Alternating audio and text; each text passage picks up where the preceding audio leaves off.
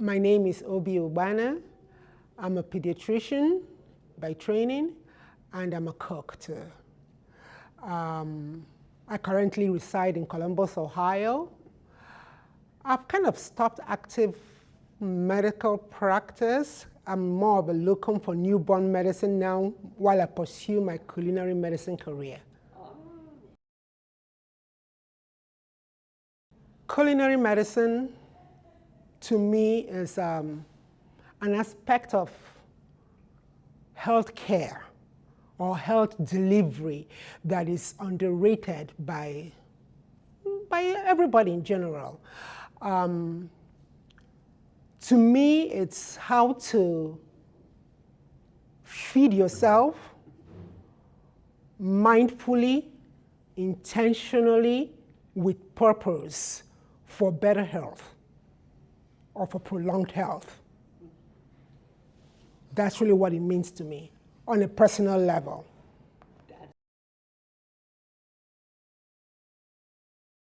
As a pediatrician, I was seeing all ranges from newborn till 21. And then in the past few years, I love neonatal medicine, so I've pivoted to that alone while I try to develop the culinary medicine part. I'm going to have to give a little bit of a history to be able to answer this question. So if anybody asked me what I was going to be growing up, my mom wanted me to be a dietitian, nutritionist. My dad wanted me to be an engineer. I was the one who chose to go to medical school and pursue that. While in medical school, I cooked. After residency, I had a catering business. I still love to cook. A little bit of a sidetrack to that. I was diagnosed with diabetes. I want to believe I've been diabetic for years now, but probably got diagnosed at 21 while I was still in medical school.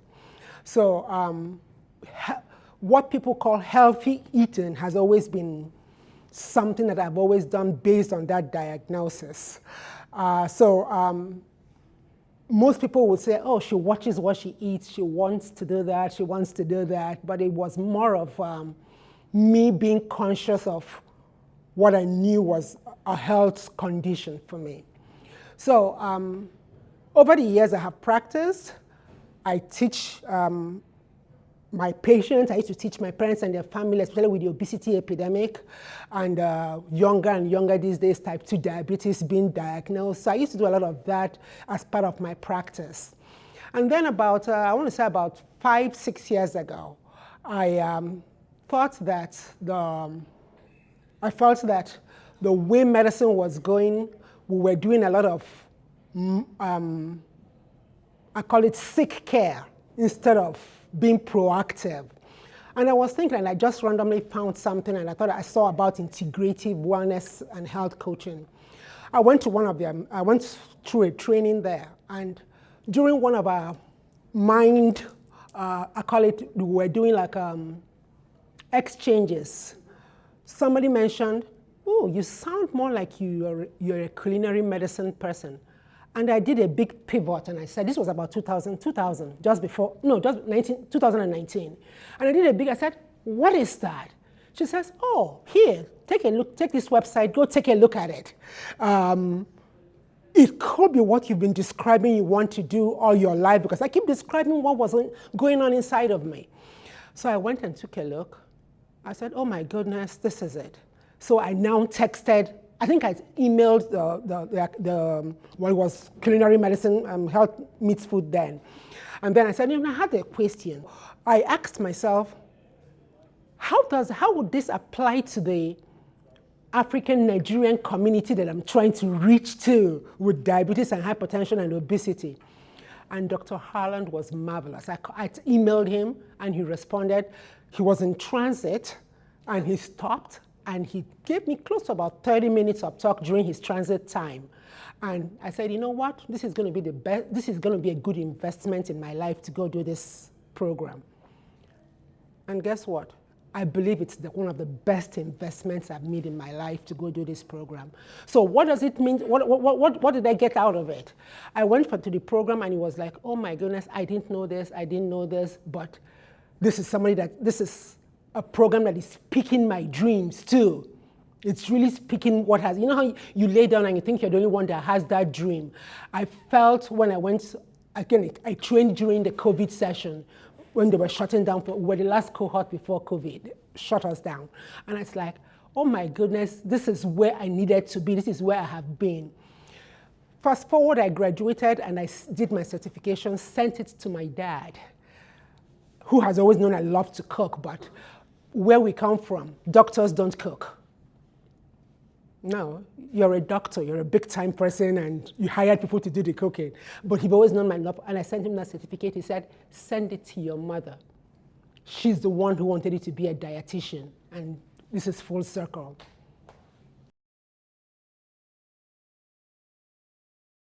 I love legumes. I love legumes. So, if I'm to approach somebody from a different culture with the Mediterranean diet, yes, first of all, to me, I would say I was in that category. It sounded, I'm not Mediterranean. Why do I want to go drink eat olives and olive oil? And that's what I thought it was. But once one explores the concept and takes it back to look at their own culture, they can see a lot of it. If you look at the foods in your own culture, you can transpose. So let me go with the diet, the culture that I know with Nigeria. We talk about the legumes, the beans and everything. We have a lot of that in our culture. Black-eyed peas, lentils, bambara nuts, which is peanuts, ground, well, you guys call it peanuts here. Yeah. Well, we call it ground nuts. We have all that in our culture. So how do we incorporate that in our food? Okay, again, meats, minimizing red meat too. Same thing. Fish, a lot of fish. We have a lot of fish, both fresh fish, smoked fish, dried fish that can be incorporated. Let me jump to the minimal alcohol too. Yes, they do drink, but like the Mediterranean, nobody wants to drink to get drunk, minimizing it. So for me, in the business that I do with people now, I tell them, take what is there, look at it and look at your own food. And because my principle, my mantra is eat to live, live to eat. If you don't enjoy what you eat, then it's a torture. It becomes like eating plywood. So yes, this is the way studies have shown could help to improve health. But take it to your own culture and find the foods that are equivalent in that culture. And you're living the Mediterranean diet the Nigerian way.